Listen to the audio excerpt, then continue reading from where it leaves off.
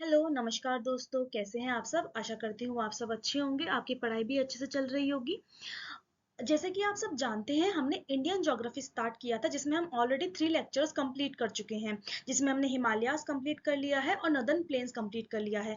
कल हमने स्टार्ट किया था अपना पेनिनसुलर प्लेट्यू वाला पार्ट। तो पेनिनसुलर प्लेट्यू वाला पार्ट जितने भी प्लेट्यूज थे, ऑलमोस्ट 10 प्लेट्यूज हमने कल पढ़े। उसी में से मैंने आपको कल ही बताया था कि कुछ पेनिनसुलर हिल्स भी हैं। तो आज उसी का ही एक्सटेंशन हम देखेंगे, पेनिनसुलर हिल्स। पेनिनसुलर हिल्स कौन कौन सा पार्ट कवर करते हैं, जैसे कि ईस्टर्न घाट्स, वेस्टर्न घाट्स, अरावली, सतपुरास, विंध्यास। ठीक है, ये सारी चीजें हम यहाँ पे आज देखेंगे। स्टार्ट करने से पहले मैं आपको बता दूं कि ये आपको इसकी पीडीएफ आपको टेलीग्राम चैनल पे मिलेगी। ठीक है, इसकी पीडीएफ आपको टेलीग्राम चैनल पे मिलेगी और इसके बाद उसका लिंक मैं डिस्क्रिप्शन में प्रोवाइड कर दूंगी। और गाइज, मैं आपके लिए ना साथ साथ अपने हैंड रिटन नोट्स भी बना रही हूँ, पेन पेपर नोट्स जिन्हें कहते हैं।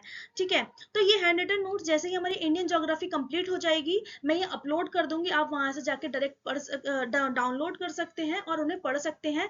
ये प्रीलिम्स और मेंस के लिए बहुत अच्छे एक एक मतलब एक बहुत ज्यादा ना कंसाइज नोट्स हैं कि आपको इधर उधर ज्यादा बुक्स पढ़ने की जरूरत नहीं है। जो भी स्टैंडर्ड बुक्स होती हैं जैसे कि एनसीईआरटी या कुछ भी, तो उनको उठा के मैंने ये नोट्स बनाए हैं। ठीक है, तो ये आपके एग्जाम के लिए बहुत ज्यादा यूजफुल रहेंगे। आप प्लीज इनको डाउनलोड कर लीजिएगा। जब हमारी इंडियन ज्योग्राफी कंप्लीट हो जाएगी तब मैं इन्हें अपलोड करूंगी। चलिए शुरू करते हैं अपनी पेनिनसुलर हिल्स के बारे में। आपको पता है इनका एक्सटेंशन अरावलीज, विंध्यास, सतपुरास, वेस्टर्न घाट्स और ईस्टर्न घाट्स तक होता है। तो आज उसी के ही बारे में वन बाय वन हम यहाँ पे पढ़ेंगे। शुरुआत करते हैं अपनी अरावली हिल्स से। अरावली का जो एक्सटेंशन है वो गुजरात से लेकर हमारा दिल्ली तक है। आपको पता था आज से पहले कि अरावली हिल्स गुजरात से दिल्ली तक फैली हुई है। और दिल्ली के कौन से वाले पार्ट में? दिल्ली के रायसीना वाले पार्ट में। जो रायसीना की पहाड़ियां है ना दिल्ली में, जहाँ पे राष्ट्रपति भवन है और जितने भी इंपॉर्टेंट सेक्रेटरीट्स हैं, तो जो रायसीना पहाड़ियां हैं दिल्ली में, वो अरावली हिल्स का ही एक्सटेंशन है। अरावली हिल्स सबसे ज्यादा फैली हुई है राजस्थान वाले पार्ट में। ठीक है, सबसे ज्यादा राजस्थान वाले पार्ट में, about like 550 kilometre I think. और उनका कंप्लीट टोटल एक्सटेंशन कितना है? Around 700 kilometre. अगर एग्जैक्टली बताऊं तो 692 किलोमीटर। ठीक है, ये एक ओल्ड फोल्ड माउंटेन्स है। ओल्ड फोल्ड माउंटेन्स है, मतलब काफी समय हिमालय से भी बहुत पुराने माउंटेन्स है।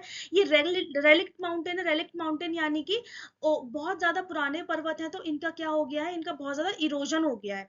ठीक है, तो इनकी हाइट ज्यादा देखने को हमें नहीं मिलती है। इसकी हाईएस्ट पीक जो है वो गुरु शिखर है। गुरु शिखर इसकी हाईएस्ट पीक है, जो कि माउंट आबू में पड़ती है, राजस्थान वाले पार्ट में। ठीक है, ये गुजरात के पालनपुर से लेकर दिल्ली के रायसीना तक एक्सटेंडेड है। ठीक है, यहीं पे मैंने सारा आपको अरावली के बारे में बता दिया। शुरू करते हैं। और अरावली रिवर, अरावली हिल से ही एक इंपॉर्टेंट रिवर निकलती है जो कि है लूनी रिवर। ठीक है, ये देखिए यहाँ पे सब कुछ आपके लिए लिखा हुआ है। अरावली का जो वो है स्लोप है, वो साउथ वेस्ट से लेकर नॉर्थ ईस्ट तक है। गुजरात के पालनपुर से लेकर रायसीना हिल्स दिल्ली तक ये एक्सटेंडेड है। इनका जो टोटल एक्सटेंशन है वो 692 किलोमीटर है। राजस्थान में सबसे ज्यादा इनका पार्ट पड़ता है अबाउट 550 किलोमीटर। ठीक है, यहाँ पे कॉपर, आयरन और लेड, जिंक मिनरल्स मिलते हैं। ये रेलिक्ट माउंटेन है, यानी कि ये ऐसे माउंटेन है जिनका बहुत ज्यादा इरोजन हो चुका है। इनकी इतनी ज्यादा हाइट हमें देखने को नहीं मिलती। इनकी एवरेज हाइट 930 मीटर महज है।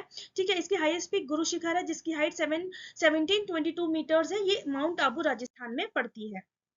ये जो है, ये पालनपुर गुजरात से लेकर दिल्ली के रायसीना हिल्स तक एक्सटेंडेड है, अबाउट 692 किलोमीटर्स।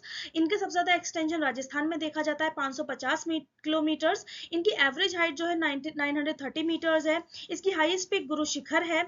ये एक रेलिक्ट माउंटेन टाइप है। यहाँ पे बहुत सारे मिनरल्स फाउंड आउट होते हैं, जैसे कि लेड, कॉपर, जिंक, सिल्वर या आयरन ओर। ये जो है, ये ग्रेट वाटर डिवाइड का पार्ट है। अब ग्रेट वाटर डिवाइड क्या होता है वो मैं आपको यहाँ पे बताऊंगी।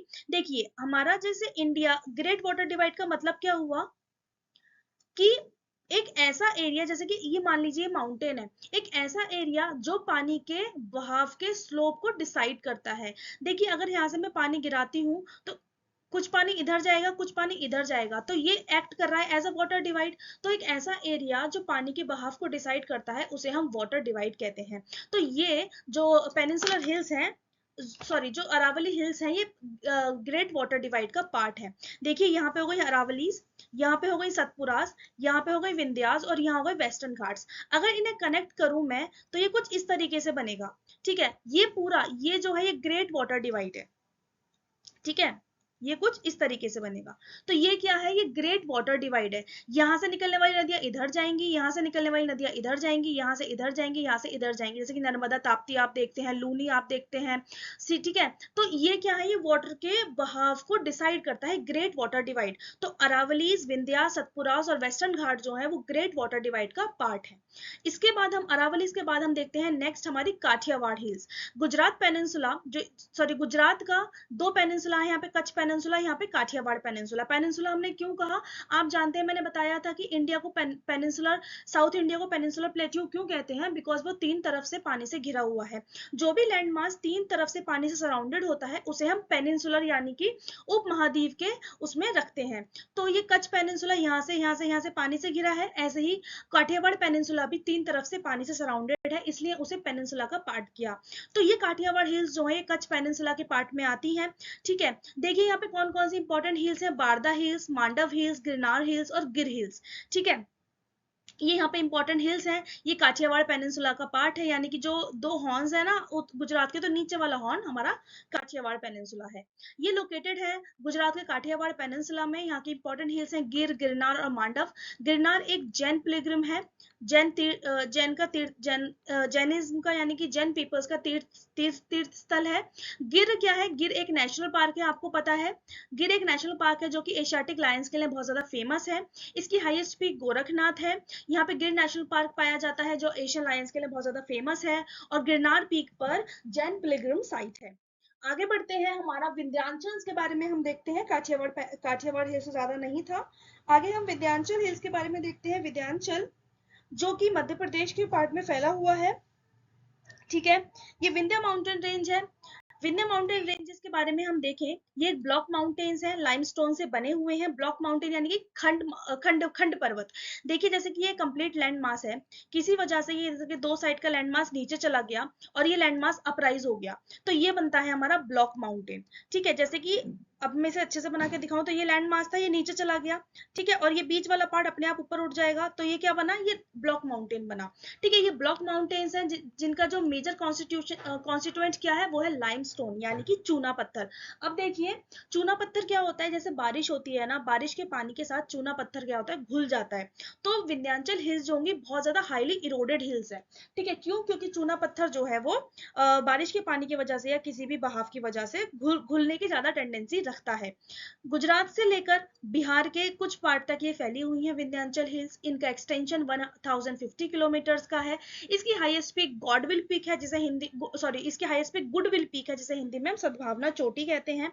यहाँ पे पन्ना डायमंड रिजर्व्स मिलते हैं, यानी कि पन्ना मध्य प्रदेश में डायमंड रिजर्व्स भी मिलते हैं। इसी के ही साउथ में नर्मदा रिवर भी प्रेजेंट है, जो कि ईस्ट फ्लोइंग रिवर है, जो अमरकंटक प्लेट्यू से निकलती है। इसके बारे में डिस्क्रिप्शन देख लेते हैं। ब्लॉक माउंटेन है, लाइमस्टोन से फॉर्म हुए हैं। इनका एक्सटेंशन साउथ वेस्ट से लेकर नॉर्थ ईस्ट तक है। ये भी ग्रेट वाटर डिवाइड का ही पार्ट है। 1050 किलोमीटर तक ये डिस्टेंस में फैले हुए हैं। नॉर्थ और साउथ इंडिया को ये डिवाइड करते हैं। जैसे कि ये हमारा पूरा इंडिया है ना, ये हमारा पेनिनसुलर इंडिया है, तो ये यहाँ पे प्रेजेंट है। तो ये नॉर्थ और साउथ इंडिया को डिवाइड करते हैं। ये नर्मदा वैली के नॉर्थ में है, यानी कि नर्मदा रिवर यहाँ से निकलती है। और विंध्या माउंटेन कहाँ पर है, उसके नॉर्थ में है। विंध्याचल, बाड़मेर, कैमूर हिल्स इसकी इंपॉर्टेंट हिल्स हैं इस रीजन की। ये ग्रेट वाटर डिवाइड का पार्ट है। इसकी हाईएस्ट पीक गुडविल पीक है। और यहाँ पन्ना एमपी में डायमंड रिजर्व भी प्रेजेंट है। फिर आते हैं विंध्या के बाद, यहाँ पे देखिए हमने देखा अरावलीज, विंध्यास, अब देखते हैं हम सतपुरास। सतपुरास के बारे में देखा जाए तो सतपुरा जो है वो विंध्या के साउथ में प्रेजेंट है, ठीक है। और इसके नॉर्थ में क्या है, इसके नॉर्थ में है नर्मदा रिवर और इसके साउथ में है ताप्ती रिवर या तापी रिवर, ठीक है। देखिए ये जो सतपुरा हिल्स है ये डिसकंटिन्यूअस हिल्स हैं, ठीक है, टूटी हुई हिल्स है। कुछ पार्ट इसका राजपीपला हिल्स कहलाया जाता है, कुछ ग्वालीगढ़, कुछ महादेव या कुछ मैकाल हिल्स, ठीक है। मैकाल हिल में की सबसे हाईएस्ट पीक है अमरकंटक पीक, जो अमरकंटक प्लेट्यू भी है, पठार भी है। महादेव हिल्स की सबसे हाईएस्ट पीक है पंचमढ़ी पीक। देखिए अमरकंटक प्लेट्यू से दो इंपॉर्टेंट रिवर निकलती हैं, जो कि है नर्मदा रिवर और जो कि है एक सोन रिवर। सोन रिवर चली जाती है हमारा नॉर्थ ईस्ट वाली डायरेक्शन में और नर्मदा रिवर चली जाती है हमारी ईस्ट वाली डायरेक्शन में, ठीक है। तो सॉरी, वेस्ट वाले डायरेक्शन में। आई थिंक मैंने शायद पीछे ईस्ट लिख रखा है, उसे प्लीज हटा दीजिएगा, Narmada river west flowing river है। ओके, मैंने पीछे ईस्ट लिख रखा है। एक्चुअली मैं यहाँ पे स्लाइड से डायरेक्ट रिकॉर्ड कर रही हूँ ना, तो मैं पीछे करूंगी तो वो जो मैंने रिकॉर्ड किया है वो कट जाएगा। तो आप अगर पीछे मैंने यहाँ पे ईस्ट लिखा हो ना, उसे हटा के वेस्ट कर दीजिएगा। नर्मदा एक वेस्ट फ्लोइंग रिवर है जो कि अरेबियन सी में जाकर गिरती है, ठीक है, जो कि अरेबियन सी में जाकर गिरती है। और इसी के ही साउथ में प्रेजेंट है बैतुल प्लेट्यू, यानी कि बैतुल का पठार, जहां से ताप्ती रिवर निकलती है, और ये भी वेस्ट फ्लोइंग रिवर है और ये भी अरेबियन सी में जाकर गिरती है, ठीक है। ये भी ब्लॉक माउंटेन्स हैं, खंड पर्वत हैं, ये सैंडस्टोन से बने हुए हैं, और जो विंध्याचल थे वो किससे बने हुए थे, वो लाइमस्टोन से बने हुए थे। इनका एक्सटेंशन वेस्ट से ईस्ट तक है, 900 किलोमीटर की डिस्टेंस में ये फैले हुए हैं। इसकी एवरेज हाइट 760 मीटर्स है। इसकी हाईएस्ट पीक धूपगढ़ी हिल्स है। इसके साउथ में ये नर्मदा रिवर के साउथ में है, यानी कि नर्मदा रिवर यहाँ पे और सतपुरा यहाँ पे और ताप्ती रिवर यहाँ पे। तो नर्मदा रिवर के साउथ में और ताप्ती रिवर के नॉर्थ में फैले हुए हैं ये। इसकी इंपॉर्टेंट हिल्स कौन कौन सी है? राजपीपला हिल्स, ग्वालीगढ़, महादेव, मैकाल। मैकाल में सबसे हाईएस्ट पीक है अमरकंटक, जिससे नर्मदा और सोन रिवर निकलती है। और महादेव की सबसे हाईएस्ट पीक क्या है? धूपगढ़ी, जिसे पंचमढ़ी भी कहते हैं। बैतुल प्लेट्यू इसके साउथ में लाई करता है, यानी कि महादेव हिल्स जो है ना बीच में, उसके साउथ में क्या है? बैतुल प्लेट्यू। इस बैतुल प्लेट्यू से हमारी निकलती है सबसे इंपॉर्टेंट रिवर तापी रिवर। और नर्मदा और तापी जो है ना, नर्मदा और तापी रिवर जो है, ये हमारी दोनों रिफ्ट वैली में फ्लो करती हैं, ठीक है, भ्रंश घाटी में फ्लो करती हैं, ठीक है। ये बात आपको याद रखनी है, और दोनों ही वेस्ट फ्लोइंग रिवर्स हैं। तो ये हमारा कंप्लीट हो जाता है। क्या क्या कर लिया हमने? हमने कर लिया अरावलीज, काठियावाड़ और विंध्याचल, सतपुरा। अब हम आते हैं सबसे इंपॉर्टेंट पार्ट पे, Western Ghats and Eastern Ghats. Western Ghat सबसे पहले देखेंगे। पहले इसका एक्सटेंशन देख लेते हैं। गुजरात के थोड़े से पार्ट से लेकर महाराष्ट्र, गोवा, कर्नाटका, तमिलनाडु और केरला तक ये स्प्रेड है। यानी कि देखिए, महाराष्ट्र, गुजरात, महाराष्ट्र, गोवा, कर्नाटका, तमिलनाडु और केरला तक ये एक्सटेंडेड है। ये इनको ना वेस्टर्न घाट्स को एक और नाम से जाना जाता है, शहादरीज। शहादरी नाम से भी वेस्टर्न घाट को जाना जाता है। किसी तो पीसीएस एग्जाम में क्वेश्चन था कि Sahyadri mountain are also known as, तो वहां पे ऑप्शंस दिए हुए थे। अगर आपको इनका दूसरा नाम याद नहीं है तो आप याद कीजिएगा, इसे शहादरी कहते हैं, शहादरी माउंटेन कहते हैं। ये 3 पार्ट में डिवाइडेड है अकॉर्डिंग टू द डिस्टेंस। देखिए, ये मैप मैं आपको बना के दिखाती हूँ। ये वेस्टर्न घाट्स का मैप है, ठीक है, ये वेस्टर्न घाट्स है। वेस्टर्न घाट के इस एरिया से लेके यहाँ पे 16 डिग्री नॉर्थ लैटिट्यूड पड़ता है। इन्हें हम कहते हैं नॉर्दर्न शहादरीज। यहाँ पे 16 डिग्री से लेकर नीलगिरी हिल्स तक ये है हमारे मिडिल शहादरीज। और नीलगिरी हिल्स से लेकर नीचे कन्याकुमारी तक ये है हमारे सदर्न शहादरीज, ठीक है। तो इसी के बारे में हम पढ़ेंगे और आगे देख शुरू करते हैं। हमारा वेस्टर्न घाट्स, मैंने आपको बताया है इनका दूसरा नाम क्या है, शहादरीज भी है, ठीक है। वेस्टर्न घाट में इंपॉर्टेंट, ये तापी वैली से लेकर कन्याकुमारी तक एक्सटेंडेड है। इनकी कुछ इंपॉर्टेंट पीक्स हैं, सलहेड, कलसूबाई, महाबलेश्वर। फिर northern degree 16 degree north latitude से ये कुदेरमुख, बाबा बुदान हिल्स, नीलगिरी हिल्स, ये सारे हिल्स इसमें आती हैं। इनका ऑलमोस्ट एक्सटेंशन 1600 किलोमीटर्स है। इसके बारे में हम यहाँ पे देखते हुए चलेंगे। ये भी एक ब्लॉक माउंटेन है वेस्टर्न घाट्स। ये एक्सटेंडेड है तापी वैली से, यानी कि तापी घाटी से कन्याकुमारी तक। ये 1600 किलोमीटर के डिस्टेंस में फैले हुए हैं, ठीक है। इनकी एवरेज हाइट 1200 मीटर्स है। इसका वेस्टर्न स्लोप ज्यादा स्टीप है और ईस्टर्न स्लोप जो है वो जेंटल है, यानी कि वेस्टर्न स्लोप तीव्र है और ईस्टर्न स्लोप जो है वो जेंटल है। इसमें हैवी रेनफॉल, मानसून विंड की वजह से यहाँ पे बहुत ज्यादा बारिश होती है। अब देखिए, मानसून, ये हमारा इंडिया का नीचे वाला पार्ट है, सदर्न इंडिया वाला पार्ट है। मानसून विंड साउथ वेस्ट से एंटर करती हैं। तो यहाँ पे क्या है? यहाँ पे है हमारे वेस्टर्न घाट्स। अब वेस्टर्न घाट का ये वाले पार्ट पे तो बारिश ज्यादा पड़ेगी, पर ये वाले पार्ट पे बारिश नहीं पड़ेगी। क्यों? क्योंकि जो सारी की सारी जो मानसून विंड्स हैं वो इसकी वेस्टर्न स्लोप से ही टकरा जाएंगी जाकर, और वहीं पे सारा पानी शेड हो जाएगा। तो जहां पे बारिश ज्यादा होती है, यानी कि माउंटेन का वो वाला पार्ट जो कि मानसून विंड्स के साइड है, उसे कहते हैं विंडवर्ड साइड। और माउंटेन का वो वाला पार्ट जो कि मानसून विंड के ऑपोजिट है और जहां पे बारिश कम होती है। मैं ये नहीं कह रही हूँ बारिश नहीं होती, बारिश कम होती है। मान लीजिए अगर हम यहाँ पे 200 सेंटीमीटर हो रही होगी, तो यहाँ पे 100 से लेके 150 सेंटीमीटर हो रही होगी। तो माउंटेन का वो वाला पार्ट जहाँ पे जो मानसून विंड्स की डायरेक्शन में है, उसे विंडवर्ड साइड कहते हैं। और जो माउंटेन का वो वाला पार्ट जो मानसून विंड्स के ऑपोजिट डायरेक्शन में है, या फिर जहां पे कम बारिश होगी, उसे लीवर्ड साइड कहेंगे, ठीक है। तो यहाँ पे बहुत ज्यादा हेवी रेनफॉल होती है इनकी वेस्टर्न स्लोप पे, ठीक है। हैवी रेनफॉल होने की वजह से यहाँ पे क्या है, यहाँ पे हमारे ट्रॉपिकल एवरग्रीन वेजिटेशन है, बायोडाइवर्सिटी रिच एरिया है। ये 36 हॉटस्पॉट जो है वर्ल्ड के उसमें इंक्लूडेड है। ये 3 पार्ट्स में डिवाइडेड है, नॉर्दर्न शहादरीज, मिडिल शहादरीज और साउथ शहादरीज। तो इनका डिवीजन कैसे है वो हम देख लेते हैं। नॉर्दर्न शहादरी से शुरू करते हैं। देखिए तापी वैली से लेकर 16 डिग्री नॉर्थ लैटिट्यूड तक है हमारा नॉर्दर्न शहादरीज। इसमें ज्यादातर पार्ट जो पड़ता है वो मुंबई वाला पार्ट पड़ता है, यानी कि महाराष्ट्र वाला पार्ट पड़ता है। गुजरात का थोड़ा पार्ट लेकर मुंबई के पूरे पार्ट को हम नॉर्दर्न शहादरी कहते हैं। इसमें 3 इंपॉर्टेंट पीक्स हैं। सबसे पहली है हमारी सलहेड़ पीक, फिर आती है हमारी कलसुबाई पीक। कलसुबाई पीक नासिक वाले पार्ट में है। और हमारी थर्ड पीक है यहाँ पे महाबलेश्वर। महाबलेश्वर महाराष्ट्र वाले पार्ट में है, मुंबई वाले पार्ट में है। कलसुबाई से सबसे इंपॉर्टेंट रिवर निकलती है वो है गोदावरी। ये एक ईस्ट फ्लोइंग रिवर है, यहाँ से जाके बे ऑफ बंगाल में जाके गिर जाती है और साउथ इंडिया की सबसे लॉन्गेस्ट रिवर है, जिसे दक्षिण गंगा भी कहते हैं। महाबलेश्वर से हमारी निकलती है कृष्णा रिवर। ठीक है, कलसुबाई नासिक से निकलती है गोदावरी और महाबलेश्वर से निकलती है कृष्णा रिवर। ये दोनों ही ईस्ट फ्लोइंग रिवर है और बे ऑफ बंगाल में जाकर गिर जाती हैं। और यहाँ पे 2 इंपॉर्टेंट पासेस भी हैं। मैंने पहले भी आपको जब मैंने माउंटेन्स वाला पार्ट पढ़ाया था तो उसमें भी मैंने पासेस बताया था, यानी कि दर्रे। तो यहाँ पे भी 2 इंपॉर्टेंट पास है। कौन कौन से? थाल घाट और भोर घाट। देखिए थाल घाट मुंबई से नासिक को कनेक्ट करता है, भोर घाट मुंबई से पुणे को कनेक्ट करता है। थाल घाट में NH3 यानी कि नेशनल हाईवे 3 पड़ता है और भोर घाट में नेशनल हाईवे 4 पड़ता है। ठीक है, नॉर्दर्न शहादरी तापी वैली से लेकर 16 डिग्री नॉर्थ लैटिट्यूड तक एक्सटेंडेड है। कलसुबाई यहाँ की हाईएस्ट पीक भी है। गोदावरी रिवर यहीं से ओरिजिनेट होती है। सलहेड़ इसकी सेकेंड हाईएस्ट पीक है। महाबलेश्वर भी इसकी एक और पीक है जहां से कृष्णा रिवर ओरिजिनेट होती है। यहाँ पे 2 इंपॉर्टेंट पासेस हैं। कौन कौन से? थाल घाट और भोर घाट। थाल घाट मुंबई से नासिक को कनेक्ट करता है, यहाँ पे NH3 जो हाईवे पास हो रहा है। भोर घाट मुंबई से पुणे को कनेक्ट करता है, यहाँ पे NH4 हाईवे पास हो रहा है। फिर आता है मिडिल शहादरी यानी कि बीच वाले शहादरी, जो 16 डिग्री नॉर्थ लैटिट्यूड से लेकर नीलगिरी हिल्स तक एक्सटेंडेड है। यहाँ पे बस आपको एक चीज याद रखनी है, यहाँ पे कुंदेरमुख पीक है जहाँ पे फेमस आयरन और रिजर्व है। ठीक है, ये इसका एक्सटेंशन 16 डिग्री नॉर्थ से लेकर नीलगिरी हिल्स तक है। यहाँ पे कुंदरमुख फेमस है आयरन और रिजर्व के लिए। बाबा बुदान हिल्स भी यहाँ पे प्रेजेंट है। बाबा बुदान हिल्स अपनी कॉफी के लिए फेमस है। ठीक है, बाबा बुदान हिल्स अपने कॉफी कल्टीवेशन के लिए फेमस है।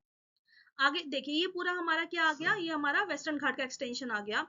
सॉरी, ये हमारा सदर्न शहादरी है। सदर्न शहादरी सदर्न शहादरी कहां से कहां तक एक्सटेंडेड है? नीलगिरी हिल से लेकर पूरा नीचे कन्याकुमारी तक सदर्न शहादरी एक्सटेंडेड है।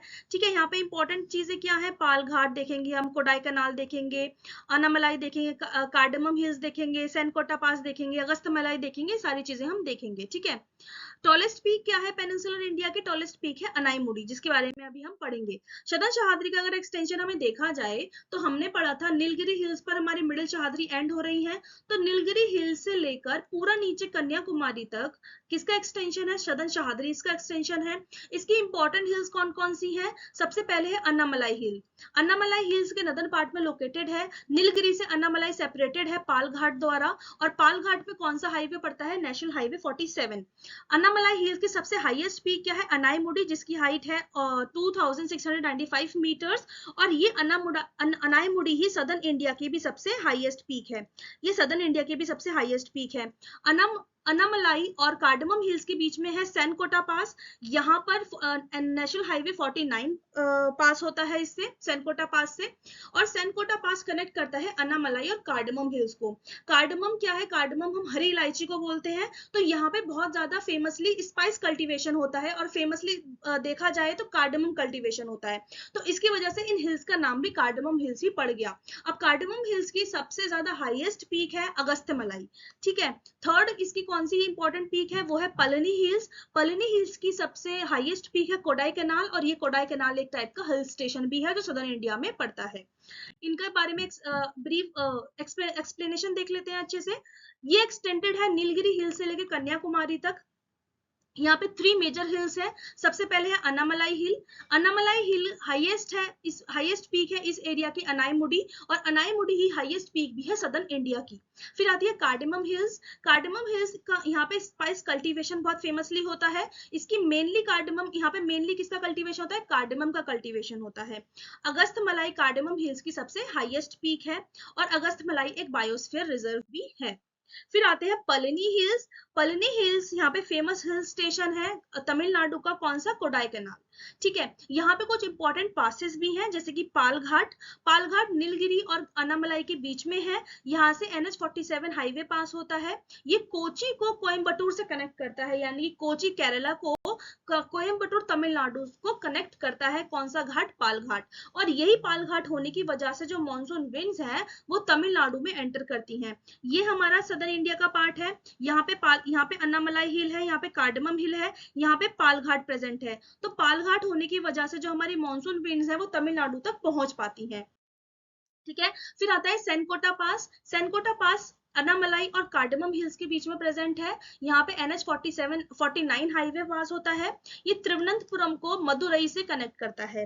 ठीक है, यहाँ इसके द्वारा भी मॉनसून विंड्स तमिलनाडु में एंटर करती हैं, जैसे कि अभी पालघाट से एंटर कर रही थी। तो दो इंपॉर्टेंट घाट है, पालघाट और सेनकोटा पास। पालघाट और सेनकोटा पास क्या करते हैं? जो मॉनसून विंड्स है उन्हें तमिलनाडु तक पहुंचाते हैं। ठीक है, साउथ वेस्ट मॉनसून विंड्स। फिर ये हमारा कंप्लीट हो गया। यहाँ पे अब हमारा आ गया ईस्टर्न घाट्स। ईस्टर्न घाट्स जो इंडिया है उसके ईस्टर्न साइड पे पड़ते हैं। ये एक डिसकंटिन्यूअस चेन ऑफ माउंटेन है, ये कंटिन्यूअस नहीं है, ये डिसकंटिन्यूअस है। इनका डिसकंटिन्यूअस होने का रीजन क्या है? जो भी हमारी रिवर्स वेस्टर्न घाट से निकल रही हैं उनका फ्लो क्या है? उनका फ्लो है टुवर्ड्स ईस्ट। अब ईस्टवर्ड फ्लो होने की वजह से इन रिवर्स ने क्या करा? माउंटेन्स को क्या कर दिया? इरोड कर दिया। माउंटेन्स के इरोजन की वजह से यहाँ पे जो इनका एक क्या कहते हैं चेन है वो डिसकंटिन्यूअस चेन है, मतलब टूटी फूटी यहाँ पे पहाड़ियां हैं। ये एक्सटेंडेड है उड़ीसा, आंध्र प्रदेश, कर्नाटका का थोड़ा सा पार्ट, तमिलनाडु तक। इसमें सबसे इंपॉर्टेंट देख लेते हैं, ये एंशियंट ओल्ड फोल्ड माउंटेन्स है, जैसे कि अरावलीज थे ना, ये भी ओल्ड फोल्ड माउंटेन है। ये नीलगिरी हिल्स, देखिए नीलगिरी हिल्स क्या है? नीलगिरी हिल्स जो है ये कनेक्टिंग पॉइंट है। कनेक्टिंग पॉइंट है किस किस का? ये कनेक्टिंग पॉइंट है ईस्टर्न घाट और वेस्टर्न घाट का। ठीक है, ईस्टर्न घाट और वेस्टर्न घाट का कनेक्टिंग पॉइंट है नीलगिरी हिल्स। तो हमारा वेस्टर्न घाट पे जो नीलगिरी हिल है वहां से लेकर महानदी रिवर तक ईस्टर्न घाट्स का एक्सटेंशन है। ये कंटिन्यूअस चेन है महानदी से लेके गोदावरी तक। अगर हम इस तरीके से देखें तो महानदी से लेके गोदावरी तक तो कंटिन्यूअस चेन है, पर गोदावरी के बाद ये डिसकंटिन्यूअस चेन है, बिकॉज इससे बहुत सारे रिवर्स इरोड कर देती हैं। इन माउंटेन्स की हाइट जो है 600 से 900 मीटर तक है, जो कि वेस्टर्न घाट की इनसे ज्यादा थी। वो कितनी थी? 1200 मीटर्स। ठीक है, इसकी हाईएस्ट पीक कौन सी है? इसकी हाईएस्ट पीक है अरमाकोंडा, जिसकी हाइट है 1680 मीटर्स। ठीक है, इसकी हाईएस्ट पीक है। इसकी और इंपॉर्टेंट पीक्स कौन कौन सी हैं इस माउंटेन रीजन की? जो कि है जिंदागोड़ा और महेंद्रगिरी।